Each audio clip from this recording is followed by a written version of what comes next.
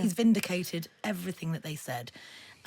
It's violent, it's misogynistic. It would be one of those headlines that would be pulled out in the documentary to illustrate exactly the sort of threats that Meghan has said, made her worry for her life. And I am talking Clarkson, who is, of course, we must make this clear, he's of this parish. He works for the same organisation as we do.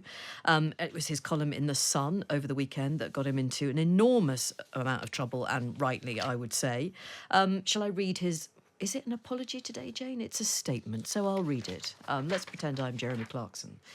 It's quite a big leap. Oh dear, I've rather put my foot in it. In a column I wrote about Meghan, I made a clumsy reference to a scene in Game of Thrones, and this has gone down badly with a great many people.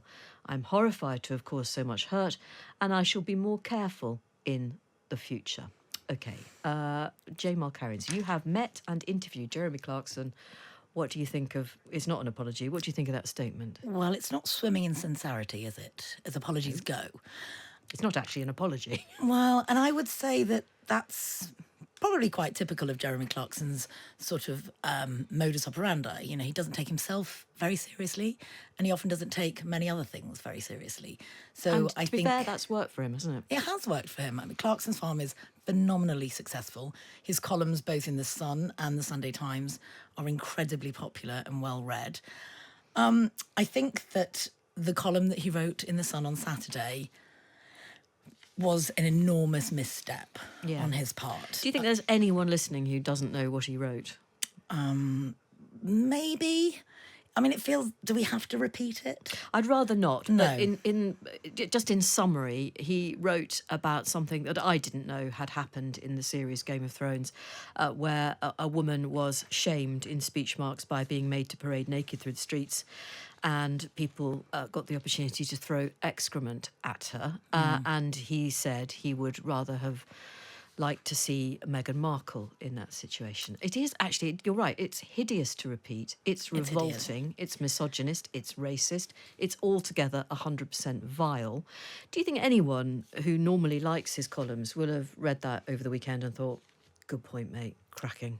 Well, he seems to think everyone who's my age thinks the same way. He puts that very confidently in the column.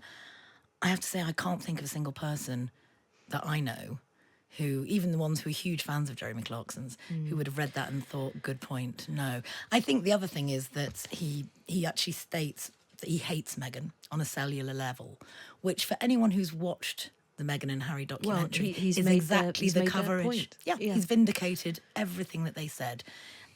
It's violent, it's misogynistic. It would be one of those headlines that would be pulled out in the documentary to illustrate exactly the sort of threats that Meghan has said, made her worry for her life and her safety. Well, you've met the man, I haven't.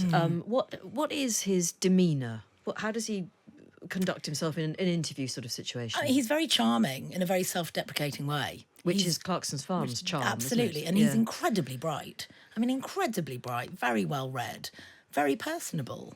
I would find it hard to imagine him saying something so vile and bitter in person. Perhaps sometimes people think, I don't know, that there's a safety in being a columnist. I don't know. I think it's hard to justify any level of viciousness of this scale. So even provocative columnists. And he is one. He is a provocative columnist. Yeah, absolutely. I mean, his job is to get people talking, to rile people up. He's never shied away from that.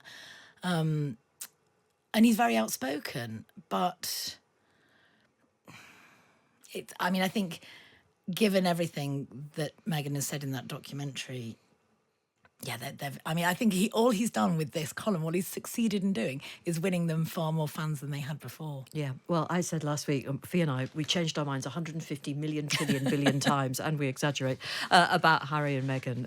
I did not know what I thought about them. And when they disappear into, let's be honest, Californian woo-woo, I am at times really exasperated with them and by them. But then this happens and you think, actually... she's got a point. She's absolutely got a point. Anyway,